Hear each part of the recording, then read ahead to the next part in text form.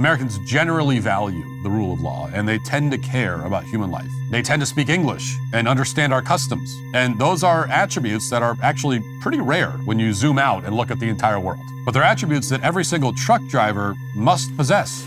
There's never been a political movement in world history that relied on euphemisms more than the modern left. Every single issue was filtered through euphemisms like restorative justice or affirmative action or a woman's right to choose, quote unquote, or equity. So it's not surprising that as America imported tens of millions of foreign nationals, Democrats used the same familiar strategy. Instead of explaining in detail why America needs to open its borders or how the job market would benefit from a massive new influx of people, Democrats simply extolled the virtues of diversity. We're a melting pot, they said. Until they stopped talking about melting pot because that implies assimilation, which they are not in favor of. But the point of these euphemisms is to misdirect. In the context of immigration, they want you to talk about the abstract concept of multiculturalism without getting into the specifics of the particular cultures that we are inviting into this country. You know, we talked a lot on the show about third world immigration and the problems that it causes.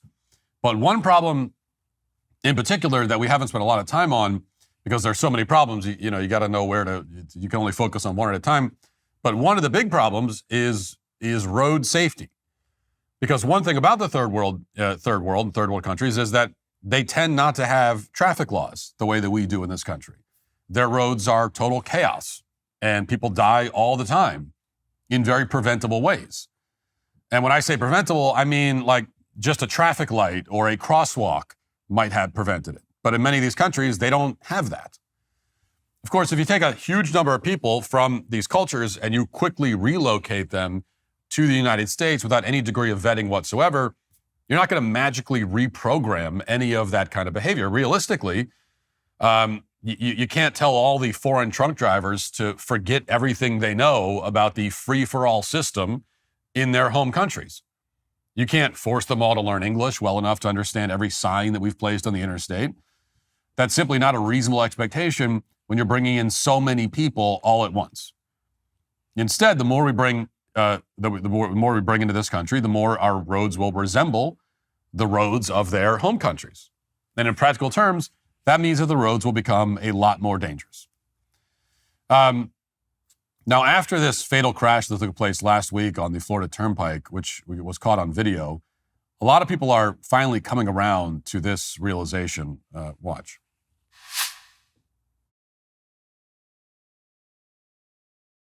Now, this is footage from inside the cab of the truck. A truck driver named Harjinder Singh was driving an 18-wheeler in the right-hand lane on the Florida Turnpike. Singh then realizes he's going the wrong way, but instead of continuing on to the next exit, as any competent or sane truck driver would do, Singh instead turns his truck to the left from the right lane in order to enter an emergency U-turn area, which is reserved for emergency vehicles. And this maneuver has the effect of suddenly and unexpectedly blocking all lanes of traffic on the freeway.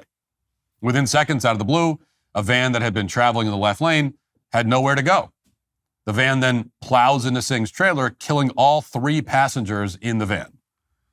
Now, Harjinder Singh has been charged by Florida authorities with 3 counts of vehicular homicide. The victims include a 30-year-old man, a 54-year-old man, and a 37-year-old woman. It was clear that everyone in the van was killed immediately on impact, and yet, as you saw from the footage, Singh didn't appear to be particularly horrified by the crash that he had caused. In the aftermath, as he's standing on the side of the freeway while firefighters remove the 3 bodies from the van, he seems mildly annoyed by the whole thing. I mean, it's almost as if he comes from a country where these kinds of deadly highway accidents happen all the time. It's almost as if street signs aren't a big deal to Harjinder Singh.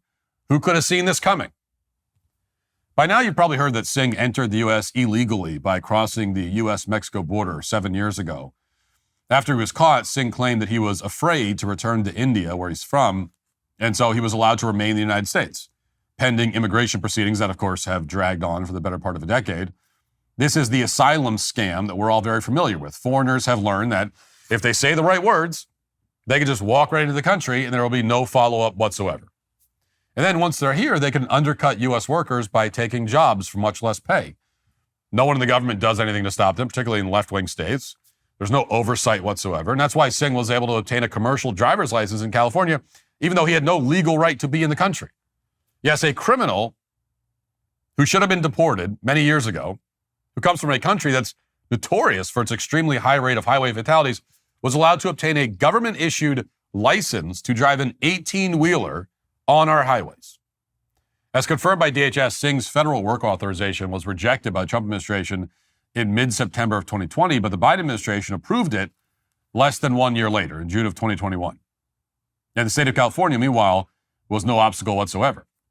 What this means is that the leadership of the state of California, along with the Biden administration, is an accomplice to these 3 homicides that took place on the Florida Turnpike. The point of a driver's license, in particular a commercial driver's license, which lets you operate the single most dangerous vehicle on the interstate, is to ensure that only competent, law-abiding people are behind the wheel. Somebody who breaks federal law to enter this country, by definition, is not law-abiding. Therefore, they cannot be relied upon to follow traffic laws or laws against DUI or any other laws. But because of so-called sanctuary policies, criminals are allowed to drive these massive trucks all the time, all over the country. Now, obviously, California should be sued immediately, and a criminal investigation should be opened into Gavin Newsom as well. There's actually precedent for this. George Ryan was the governor of Illinois from 1999 to 2003. He was taken down by a scandal known as Operation Safe Road, involving the sale of commercial driver's licenses to unqualified drivers. The scandal dated back to 1994 when 6 children were killed after a taillight assembly fell off a semi on the interstate and struck the gas tank of a minivan behind it. Other drivers had tried to warn the semi-driver that his taillight assembly was dangling loose, but the semi-driver couldn't speak English. He had bought his license on the black market. It later emerged that the governor himself was implicated in distributing commercial licenses to drivers who were unable to understand basic English. Now, in today's California, Gavin Newsom is clearly overseeing the distribution of driver's licenses to very unqualified drivers. So it's reasonable to say that we need a full accounting for exactly how this is happening and how state officials in California are processing these licenses. But at the same time, we have to acknowledge that the problem is not limited to California. The biggest open secret in the trucking industry is how widespread this fraud really is. Foreigners with no understanding of our country's customs or laws are routinely handed the keys to 18-wheelers, often to disastrous results. And very often their employer is a shell company that's impossible to actually punish in any meaningful way. Now, when I was researching this monologue, I went online and looked up a bunch of recent crashes involving 18-wheelers. All of these clips are from the last 2 years. And every single one of them involves a driver who very clearly is not an American. This is a report from just a few months ago out of Dallas-Fort Worth. Watch. 5 people are dead, including children, and at least 4 other people are fighting for their lives after a drunk driver caused a chain reaction crash in Austin that happened around 11:30 last night. And the man now charged with this violent accident was behind the wheel of an 18-wheeler. Solomon Weldakil Araya was arrested and charged with 5 counts of intoxication manslaughter, 2 counts of intoxication assault. The 37-year-old was driving an 18-wheeler. Weldakil Araya was supposed to be in court in Wilmer, just south of Dallas, this coming Tuesday for a 63 and a 30-mile-an-hour zone speeding ticket. An Amazon spokesperson in a statement writes, "This is a horrible tragedy, and our thoughts are with all those involved." So Solomon Weldakil Araya is accused of causing an 18-vehicle pileup that killed 5 people, including children, and injured 11.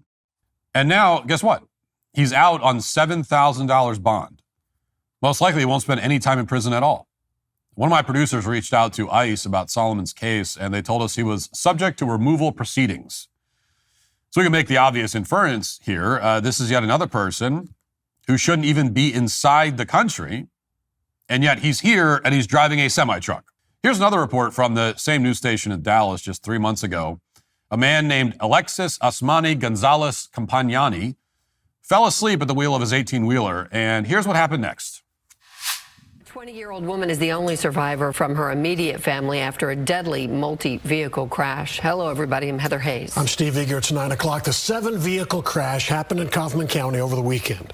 The driver of an 18-wheeler allegedly told police he fell asleep at the wheel.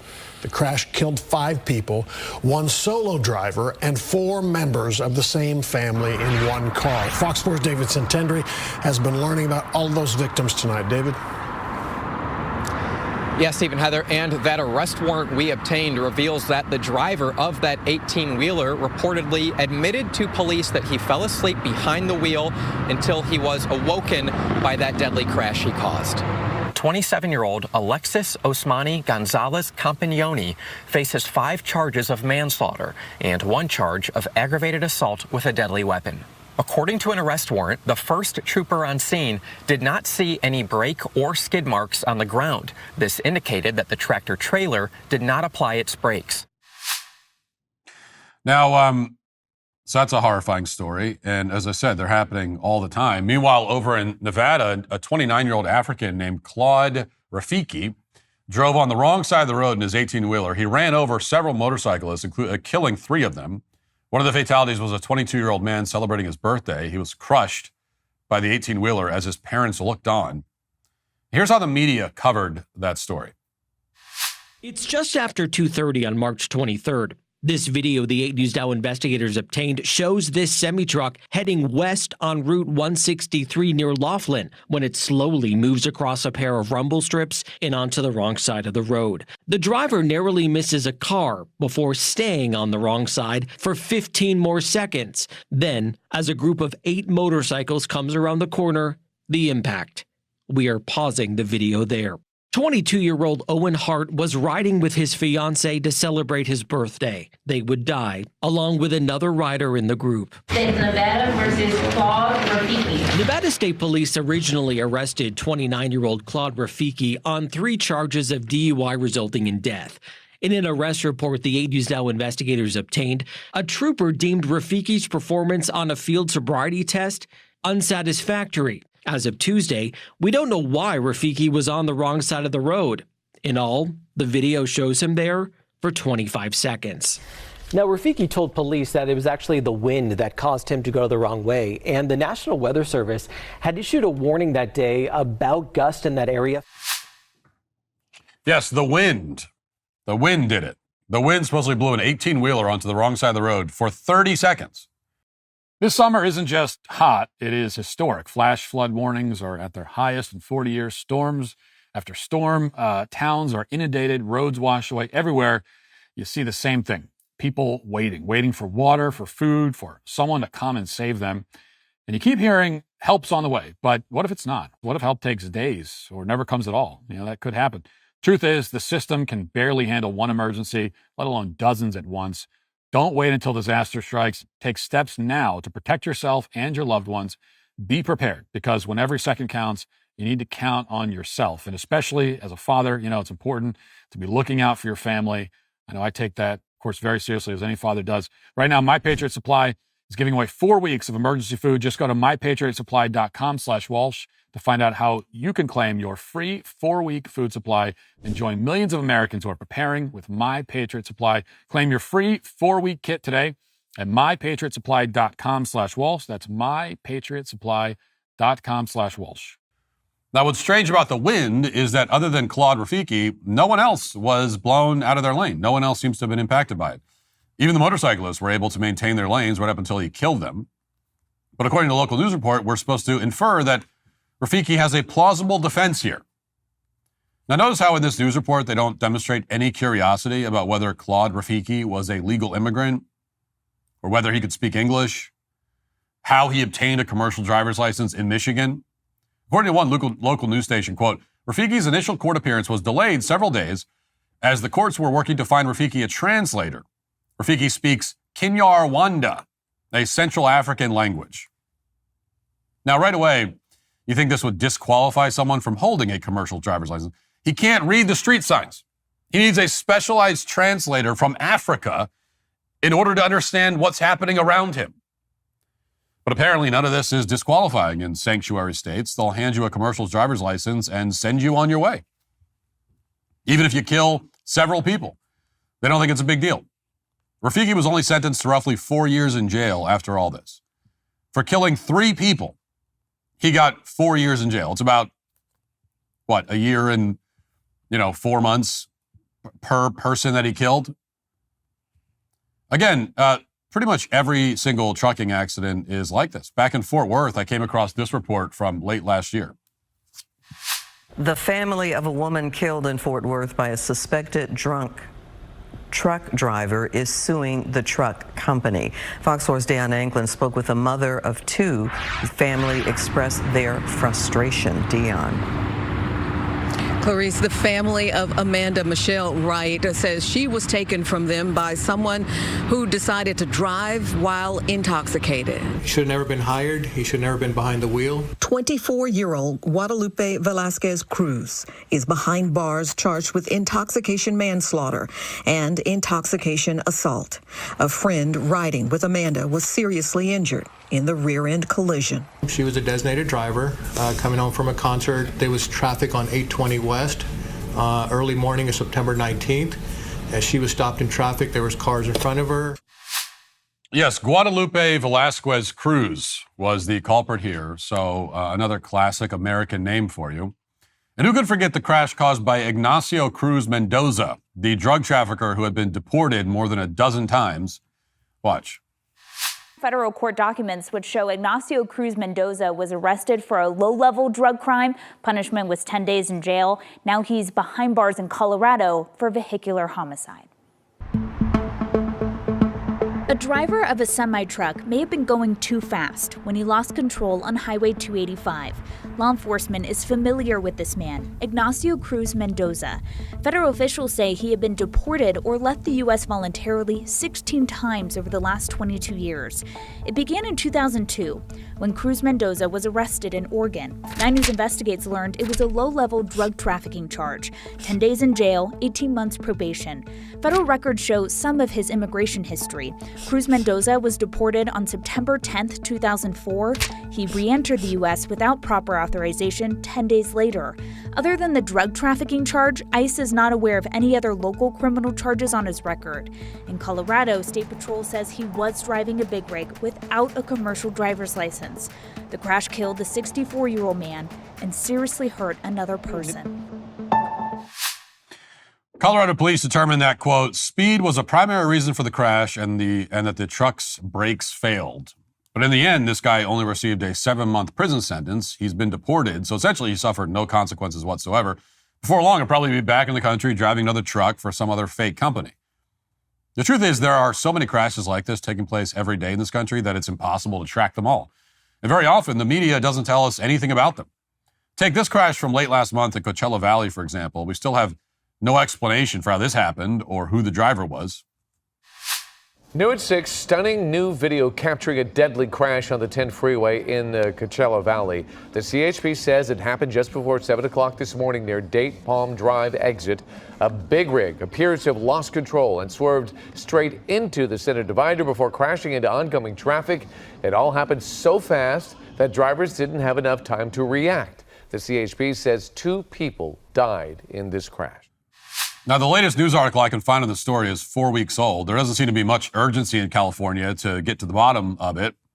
An 18-wheeler veers across the freeway, kills several people, and we're not allowed to know anything about who the driver was. Nobody will provide any kind of update on the investigation whatsoever, and that's how things work in California. It's also how things work in Canada. A few years ago in Ontario, a truck driver named Mahakdeep Singh plowed into a car while he was texting on his phone. We'll pull that footage, put it up on the screen right now. The crash killed 2 children, ages 7 and 3, and their 68-year-old grandmother. Now, Mahakdeep Singh shouldn't have been driving at all. He falsified his logbook, for one thing. For another, Canada never should have allowed him into the country. But in the end, he was sentenced to just 5 years in prison. Probably won't even be deported. For wiping out an entire family, you get a lighter sentence than what George Santos got. And that's not surprising in Canada. Back in 2018, somebody named Jaskarat Singh Sidhu killed 16 people, including several members of a junior ice hockey team called the Humboldt Broncos. Jaskarat failed to stop at a stop sign, plowed directly into the team bus. He had dozens of recorded safety violations the days prior to the crash. shouldn't have been on the roads either. And as punishment for destroying more than a dozen families and wiping out a small town's hockey team, killing everyone, he received a sentence of just 8 years in prison. For comparison, that's 6 months per death.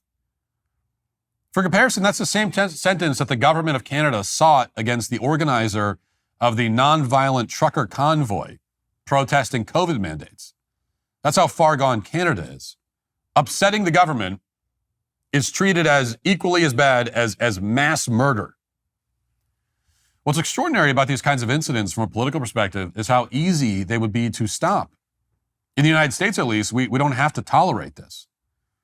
Here's a paragraph I just pulled from the U.S. Immigration Law Council, which assists illegal aliens. Quote, if you're not a citizen, legal permanent resident, or resident of Canada or Mexico, then you could obtain a non-domiciled CDL in the U.S. if you meet certain requirements. Skillful immigration attorneys can help navigate you through this process when you're unsure.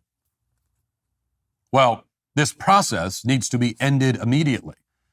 There should be no room for a skillful immigration attorney or any immigration attorney to secure a commercial driver's license for someone who is not a citizen or even legal permanent resident of the United States. The entire category of non-domiciled CDLs should be outlawed federally by Congress. States like California should be barred from issuing them for any reason.